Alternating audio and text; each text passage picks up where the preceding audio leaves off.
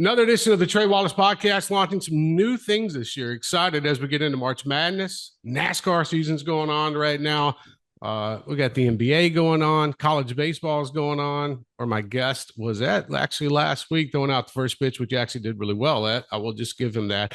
Also, this is a family affair. So for the folks out there that don't know this, if you don't see my retweets that I do of Bubba all the time and get a lot of shit for, Bubba Wallace is my first cousin. And yeah, so we do have that relationship. My DMs do get blown up sometimes asking, why do I support Bubba? And I just have to try to explain that to him in the best possible way without making myself look like an idiot in a day and age of screenshots. So bringing that in, the driver of the number 23 car for 2311 Racing, owned by Michael Jordan, Denny Hamlin, and a bunch of other investors, Bubba Wallace. What's up, cuz? What up, dog? What's going on? I'm good, man. We're getting ready for college basketball, March Madness, SEC tournament going on this week, Big Ten tournament, everything's going on. And then, you throw NFL free agency that's going on, dude. It was crazy yesterday with quarterbacks just getting traded everywhere. And then, plucked right into it on my every Sunday afternoon routine. I am listening to you and Freddie complain and bitch at each other on the radio as you make laps around the course, and going back to this past weekend at Phoenix. Something that kind of caught me off guard. I mean, hell, I'm sitting there, I'm listening to the NASCAR scanner, I'm listening to Freddie, I'm listening to you, as I always do in between my 1 hour nap when you start and finish. But going back, we'll start off there. It looks like you come off the turn and all of a sudden, hell in a handbasket. Was that, well, I mean, explain that to me as you're in the car. I mean, brakes go out and all of a sudden you're in the wall. I thought it was a flat tire. I was like, oh, he busted a tire. Like, how do you get past that? Like when you're in the car and something like that happens and you're like, oh shit. Okay. What goes through your head immediately? Well, it's like, damn, that hurts. Right. Yeah. Because this one caught me off guard because about 15, 20 laps before then, my brake pedal started to fade, and that means they're getting hot. But I had no indications of that the 2 hours prior. So everything was status quo, everything was fine. And then it started traveling, so I made sure my fans were on, the cooling was good. And then you heard a loud bang in the car, like a loud pop. And so I had not touched the brake pedal yet. And so, I mean, this is all within 2 seconds, right? 2-3 seconds. Yeah. Where it's like, oh, I don't know if that's the brakes. And then I touch the brakes and I'm like, oh no, it's the brakes. And so then you just brace for impact. And so, so you didn't have brakes? No, it just brakes exploded. Either the right front rotor exploded just from excessive heat. So that was unfortunate because I felt like we had just gotten our break. We had struggled all day on Sunday and then finally had a good restart, got inside the top 10 and was doing our best to hang on to a top 10 run. And then the racing gods had other plans for us. So, yeah, I mean, you were at times running 23rd, 24th. All of a sudden you get a strategy from the pits. And all of a sudden, I look up and Freddie's saying, okay, you're running P9. I think you're running P10, heading into this break. And then all of a sudden that happens. When and so like, look, so, okay. The best way to look at this is you got to fly home from Phoenix. You got to go back to North Carolina. You got a baby at the house, Bex. Shout out to Bex, my new cousin. That's right. And Amanda waiting, at the house. Is it on the flight home you're decompressing? And you're like, all right, let's figure out what we can do. Like, I got to put this behind and get ready to go to Vegas, because in years past, you don't respond to group text. You don't respond to us at all. You were gone for 2 days. And then all of a sudden we'll get some funny text message from you, And so how has that changed over the last couple of years of you just kind of putting that mindset behind you? Yeah, no, it's been, I mean, I look at other people when they have bad days, and they have their interviews where they say they're frustrated, pissed off, sad, bummed, whatever, and then you see them 20 minutes later, and like they're somewhat okay, and they're okay to be around. And I realized like I could be, a pain in the ass to be around after a bad race, and it's not by any fault of the people around me. It's just it wasn't in the cards, and I think I can finally understand like only control what you can control, right? And Yeah. Sunday was out of my control. As frustrating as our day was, um, having the brakes blow out, it was just like one of those like, of course, like Yeah. it wasn't meant to be a good day. As much optimism as we had heading into it, we fought really hard. I thought Charles did a good job of calling the right strategy to keep us in the game. I was trying everything I could on the racetrack, and it just wasn't meant to be. So I think I was able to understand that fairly quick. Like, okay, like just accept it, right? There's Right. no, Yeah. you're not going to change the outcome. And even Amanda had texted me. We were texting after the race, and she was like, "I'm surprised you're not upset," something along those lines. And she's used to it, right? She's used to the bad days and where I'm a pain in the ass, and I would think so. Yeah. yeah. And so she was quite surprised, but I was excited to get home. And I think every weekend they've only been to the Daytona 500. They haven't been to the last three. Right. And so every day I leave multiple times, every day that I'm gone multiple times throughout the day, I'm pulling up our baby monitor. So from halfway across the country, I'm watching him sleep, and it brings me to joy knowing that we have a beautiful and healthy baby at home that we both can't get enough of. And Amanda's just been crushing it at home.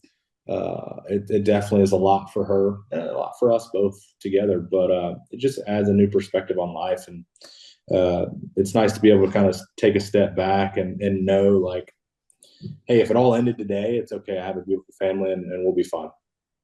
It seems like the everything's kind of flipped, over the last I don't know, I'd probably say 2 years. I don't know, just knowing you and how you react to certain things. Um, when you look at, okay, so where you're at now, you're going to Vegas now, you got to get set up. You also have a new crew chief this Yeah. year. Mm-hmm. And I got so used to hearing, booty for the last number of Yeah. years, and then Yeah. things change into now. That's a like for folks that don't understand the sport, like that's a big to do because now Mm-hmm. you're trying to figure out everything that Charles is thinking, Yeah.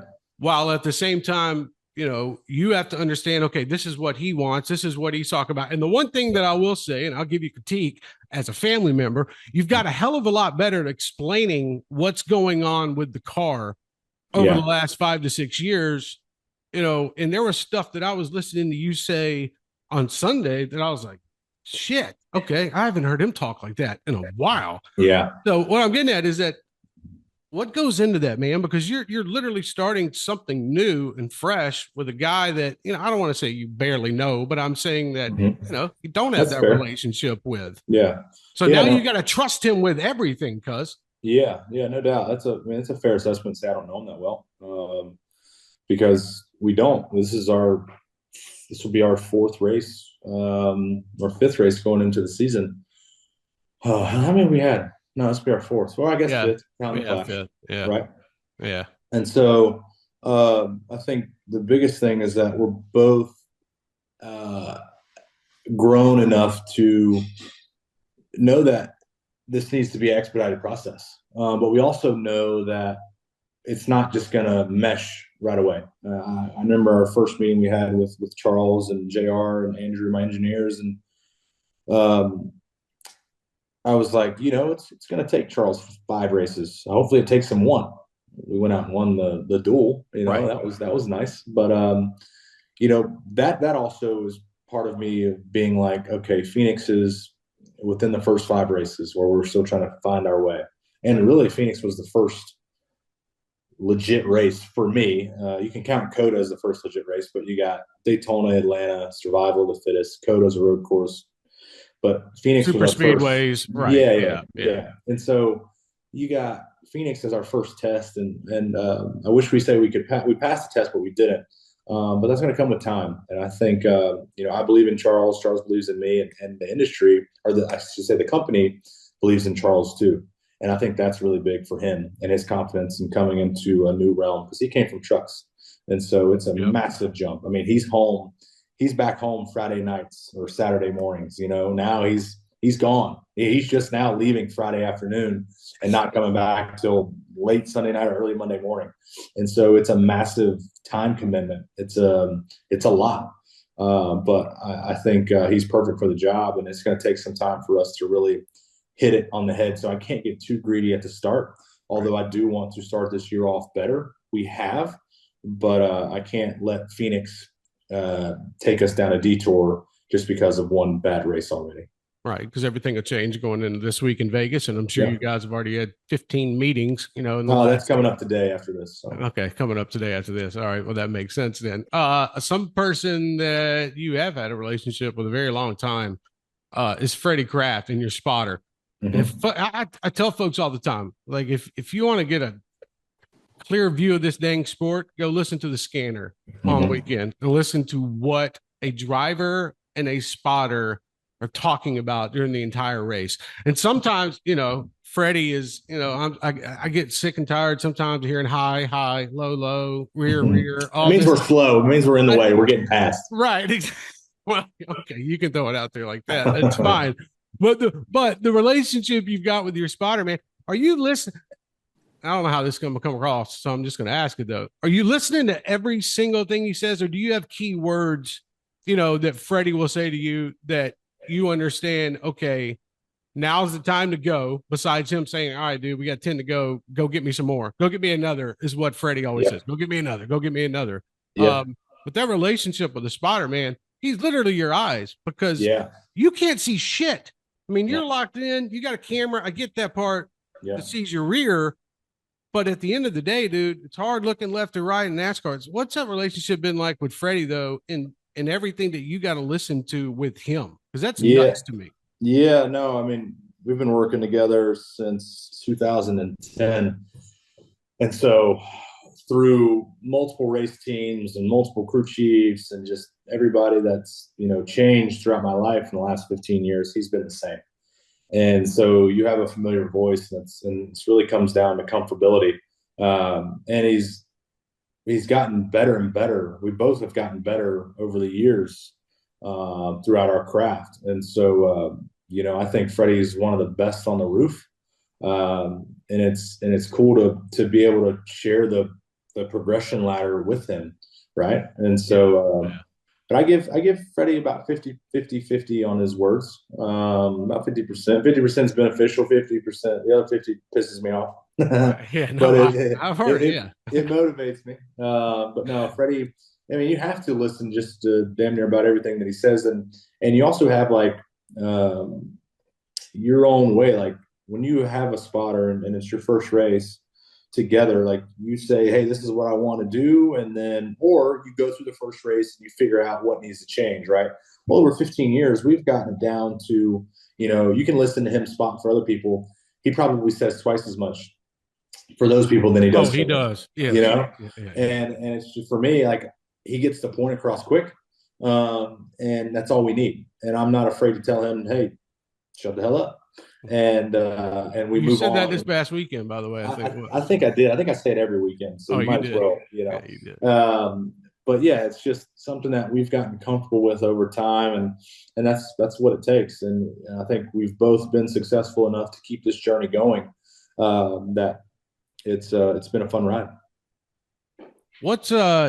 There was a video going around on your social media team posted after you run the duel. You won the duel at Daytona. You went into Michael Jordan's tent, his big setup that y'all have down there, and it was a cool moment because you went up to him and you gave him the duel trophy, and then I don't think he even knew this was an actual race that was going on, judging by that.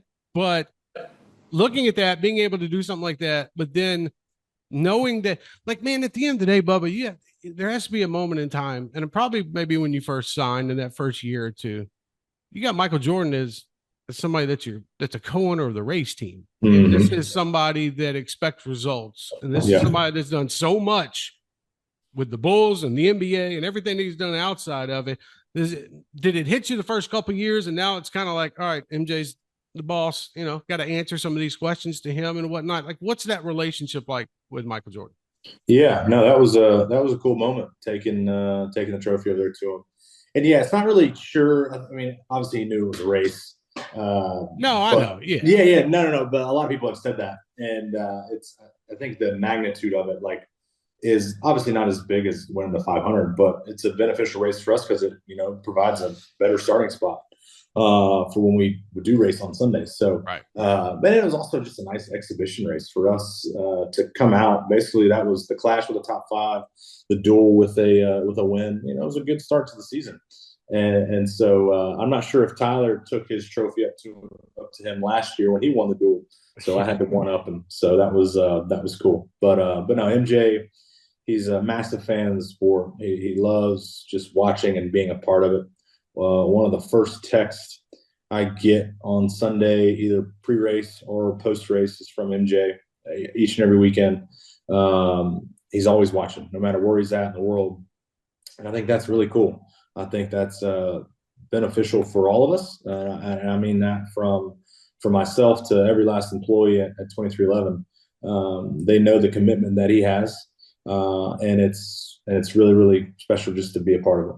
Yeah, it's got, it's also a massive undertaking for the sport. I mean, you have look, and there's a lot of people that have status in NASCAR when it comes to ownership and whatnot. Michael Jordan, it's like, damn, okay, that's pretty cool. I go back just to take people behind the fourth wall. I love saying that, by the way. It's like when you found out you're going to 2311, we couldn't say anything, as family. Yeah. And I'm like, holy shit, he's going to race for Michael. That's cool. Like you try to put that into your system and you're like, okay, it's awesome that Cuz is going, he's going 43, going to 23, staying at the NASCAR level. But at the same time, it's like, that's a pretty cool thing. And I think at the end of the day, maybe it's not lost. It's become a norm for you now that he's the owner type of deal. Yeah. For others, it's like Michael Jordan's in the sport. I think that's something that's also captivated an audience as well. Yeah, no doubt. It's been really special just to see the growth of the sport, ever since the inception of 2311. And a lot of that has to do with MJ being a part of it. A brand new, different demographic coming into the sport, which has been cool. It's been awesome to see just the change and people accepting change. But yeah, to me, it's now we're going on year 5, which is crazy to think about. Right. It's just another day in the park for me.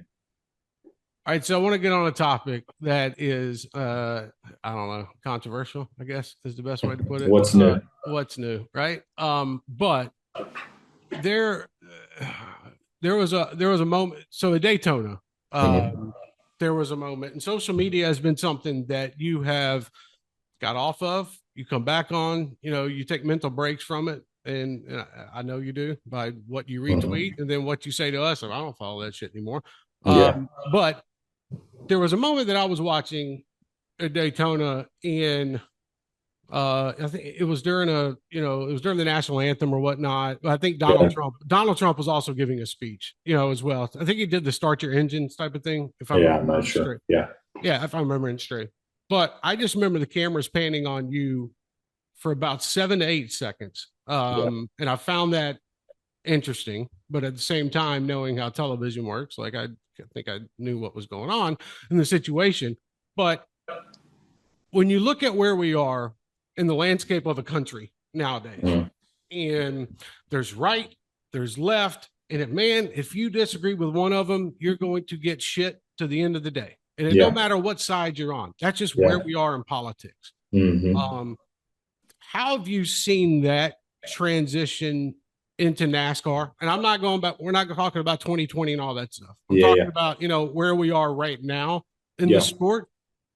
Have you noticed something? I know you don't get into it a lot on social media and whatnot nowadays, but have you noticed something? Is it more of because we're bringing in more people on the right, maybe the sport will grow, but then let's also not forget about the people on the left. Like, how do you look at politics in what you do, because to be honest with you, the way the country is, it is kind of a topic of conversation. Yeah. Yeah. No, I mean, look, at the end of the day, Trey, we're all human beings, and people are gonna like what they like and not like what they don't like, right? And who are we to judge somebody because they don't agree with the things that we like to eat or like to do, or the people we like or don't like, and that's just how it is. I have said over the last couple of years, it's crazy how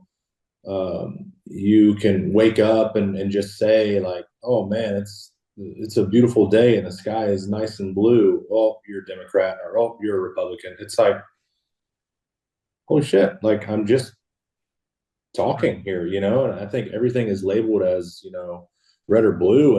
And I'm a person that I just see people how they are, and I want to be treated with respect, so I treat them with respect. And I didn't notice the Daytona 500 moment, but we sometimes remember that people are waiting for a reaction, and I've grown up and learned a lot throughout my reactions and actions, right? Yeah. To just try to stay on the straight and narrow, and not give anybody a reason to talk about. But I just, at the end of the day, you just got to enjoy life with the people that you want to be around, and surround yourself with the right people that will push you to do the right thing, treat you with respect, and that's all you can ask for. And that's what I do. I'm having fun with where I'm at. I've definitely taken a step back. I've got multiple steps back from the social media side, and just look at it from trying to have fun with it, throughout all the negativity and all the hate that's being spewed out there daily. It's kind of hard to not get caught up in that. But at the same time, I look at where I'm sitting. My wife and kid are upstairs. I have an incredible living, and I have an opportunity in front of me that no one sitting behind a screen or a keyboard can take away from me, no matter what they say. And I forgot who this quote was from. It was along the lines of, "Why would I accept criticism from a person I wouldn't even go to for advice?" Mm. Mm. Damn. Yeah. And I was like, oof, that one's pretty good. You wouldn't even go to that person for advice, so why would you listen to their criticism? Well, and you've got an inner circle as well, that is obviously there for you. But at the same time, when you look at, and the last thing on this one, but when you look at that subject, it's just, and I agree with you, man. It's I could walk outside and there's snow on the ground. Okay, you lean one way or the other, or I could say something, and from a personal aspect of, I'll give you this too. I could retweet something that 2311 or you did that day, or you said that day, and I'll get a couple DMs, like, oh, why the hell are you supporting Bubba Wallace? Or, but let me, and I'm gonna phrase this the right way. That's on both sides of the country. That's on the left.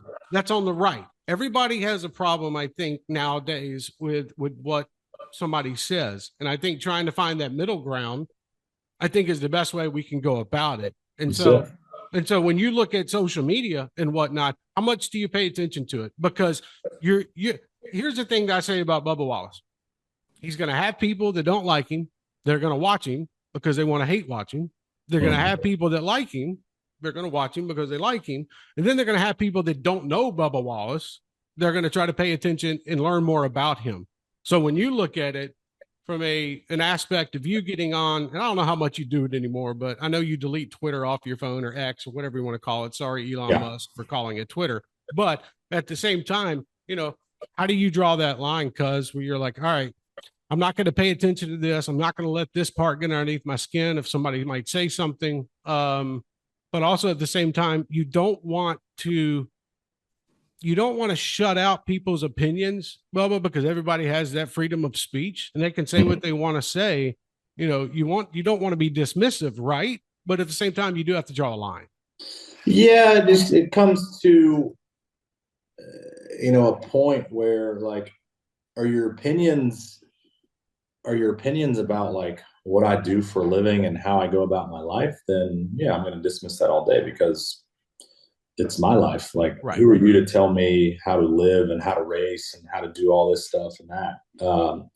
But I think when you're having just a casual conversation, yeah, you got to, kind of, walk in their shoes to see their perspective. Doesn't necessarily mean you have to agree with them, but at least try to see what they're saying. And I think that's the problem with the world today is that no one wants to give. They just want to take. They don't want to give somebody a chance. They immediately want to label that person as X, Y, or Z, and it's unfortunate because I think there are really a lot of good people out there in the world that are trying to make positive change, and just because they don't agree with the majority makes them a bad person, which is Right. unfortunate. So all in all, like I said, you just continue to be a good person, treat people with respect, and if that isn't good enough for them, then they're not meant for you. There you go. All right, let's move on to something interesting in my world. Tennessee football, college football as a whole.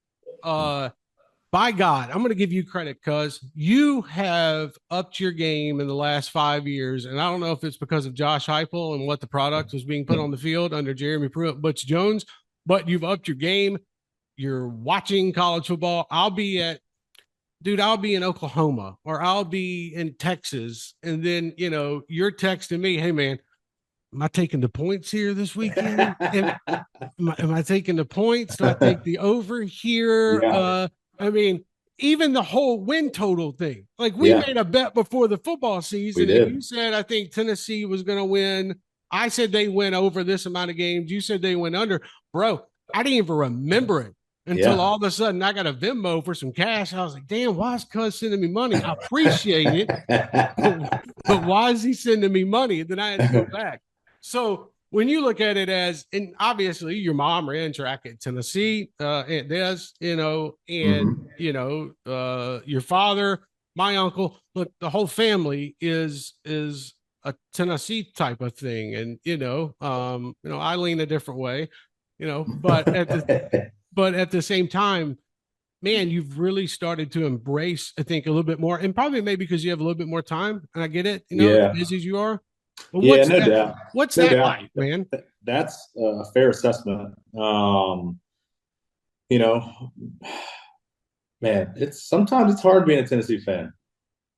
I remember the games growing up and going to multiple games a year and for years and not seeing a win. Like you thought Yeah. you were the bad luck charm, right? And Right. Yeah.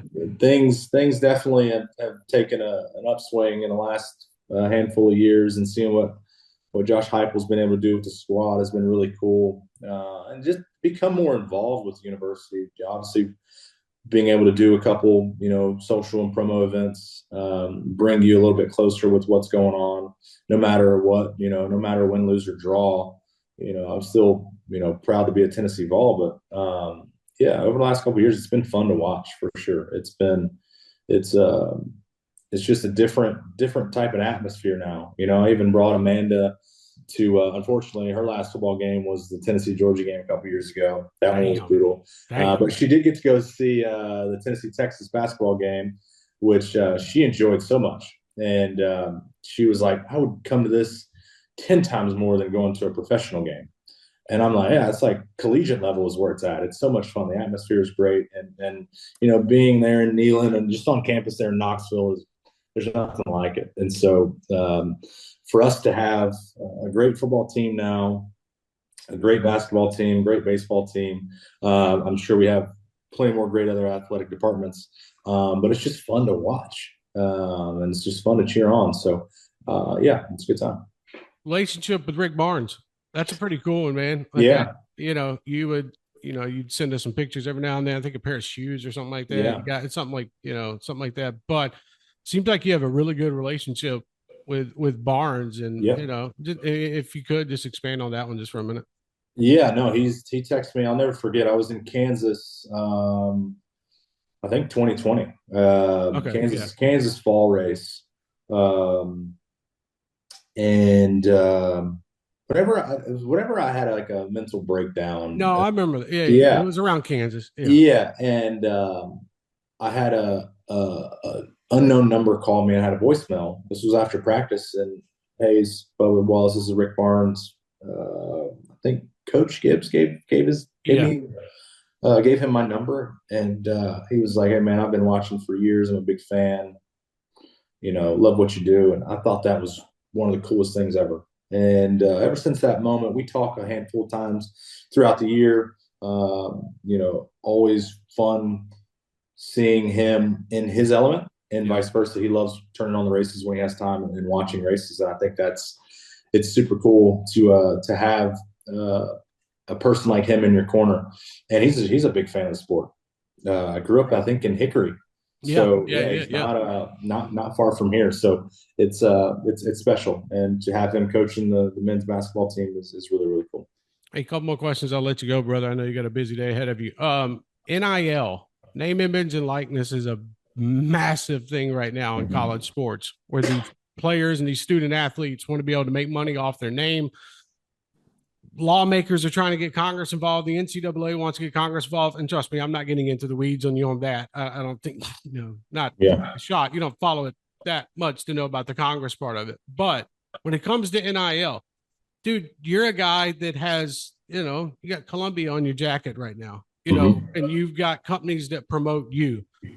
Should players, should players have the opportunity, if a company wants to get with them and they see that they can make a profit, while at the same time that young man or athlete or woman or anybody can make a profit off their name, image, and likeness, coming from a sport like NASCAR, you know, is there a bottom line to it, Bubba? Or is it just, look, man, if your ass is on television every weekend and it's your name that they're calling out and you're on the video games and you're making the appearances, what are your feelings of these 18 to 22 to even, God, there's 25, 26-year-olds still playing college ball, making money off their name. What was the Vandy quarterback? Wasn't he like 45? Diego Pavia. Yeah, he's like 45 years old, right? Right. Yeah. Yeah. I think, it comes to a point now where the world is revolved around social media. And if college football is making video games and they're using your name, your image, and your likeness on there, they're making money off that, then it's like, hey, we all need to get a piece of the pie too. Because one, I didn't give you the rights to have that. And so for me, it's a little bit different world because, we have these incredible brands, like you mentioned, Columbia, come and be a part of our program, but there's a lot of obligations that you have to fill. And that's one thing that you can never get back is time. And so I think when players feel like their time is being pulled from their craft, then there needs to be a compensation. I think you have to, the way that the NIL stuff's going right now, I know the money's getting out there, but if it's going to grow both your brand and the athlete's brand together, then sure, why not? Why not give them something to fight for? Now, I think it's getting to the point where, hey, I'm making enough money, I don't need to go and get hurt. Like, there needs to be an incentive to, if you get X amount of money if you complete X, Y, and Z, right? Right. You have to go through the checklist to receive said money. And so I know it can get, we could talk about this for another hour, but it's just interesting to see as a person that's always revolved around sponsors and I've always been looking for sponsorship deals, to now see it transferring over into the collegiate level and NIL deals. I just sit back and enjoy the show. Yeah, and it's interesting too because you're seeing these young athletes right now, man. And when a company comes on with them, I've watched you over the years. I mean, dude, you're at McDonald's every single week, or you're at this, and this, or you're filming something for club. These athletes and these young kids, I'm gonna call them kids, 18 to 22-year-old young men. They have to understand that, look, man, you sign with the company, you better be able to. They're going to come to you for time, and promote that damn product. Yeah, no doubt. And that's the one thing. Like over time, I've been able to accept more. I'm just like, man, at the end of the day, I just want to race. Like, leave me alone. Right. Well, it Yeah. doesn't work like that. Unless you're paying for it yourself, it does not work like that. You have people and corporations that invest a lot of time, a lot of their time, and a lot of their money into you. So the least you can do is give them 30 minutes or an hour of your time back. And I've grown to appreciate that more. And the relationships with sponsors have just gotten stronger over the years because of that understanding. Um, it is hard when you're at that level when you're 18 and you know all you want to do is just ball out. All you want to do is just Right. race. All you want to do is just whatever. Well, now that these deals are coming on, life's going to hit them a lot quicker. I'm going to throw a curveball at you. If you got one question to ask about what I do for a living as a journalist and as a reporter, is there something that stands out about what I do that interests you? Or you can call me to the mats here. If you got a problem with what I do, is there something out there right now when you look at what, in journalism and how that plays out? Well, that's a good question. I don't know if I've ever read anything that you've written, so I don't think I have a Damn. problem. I don't think I have a problem with And you know what? That's probably true, to be honest with you, because he's so busy. That's probably actually true. Probably hasn't read a damn thing unless it had something to do with him. Exactly. Make sure you spell my name right. Right. Yeah, that's true. It's not Daryl, it's Bubba to me. Yeah.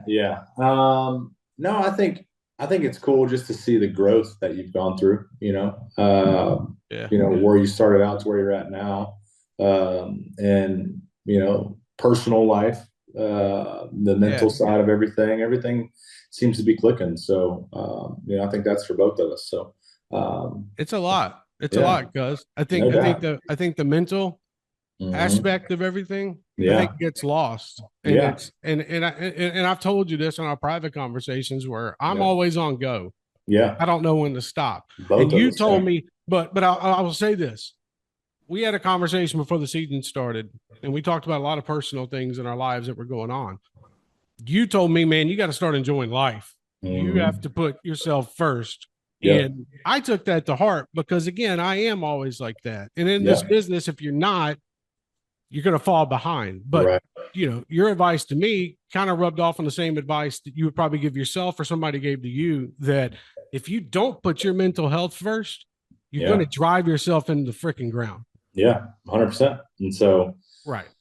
at the end of the day, you got your people that are around you, and that's all that matters Yeah. because life's going to continue to evolve with or without us, and you got to make the most of the opportunity that you're in. So that's where we're at. Bubba, you going to Vegas this week? When do you go out to Vegas? Do you go out to Vegas like on a Friday? Is that what you do Yep, nowadays? leave out Friday afternoon. Yes, sir. And you got meetings all during the week getting ready for the race weekend. What? Yeah. Yeah, exactly. That's fantastic. Yes, Bubba sir. Wallace, driver of the number 23. My favorite cousin. Hopefully some other people don't. Oof. Damn, I know. Well, I'm gonna t- I'm gonna go 50-50 with you and Kay. I'll just Okay. have to because He's I'll get it. sensitive, so he'll be calling you after this. Right. He'll get sensitive and I'll get a text Yeah. message and wondering why. Yeah. I guess he just found out I'll be in Nashville this week too, which I didn't think about when I said that earlier in the Have in fun the with thing. that. Yeah, no kidding. Bubba, thanks so much for joining, buddy. Good luck this week at Vegas and Thank you, all love guys. to you, buddy. All right, brother. Be good.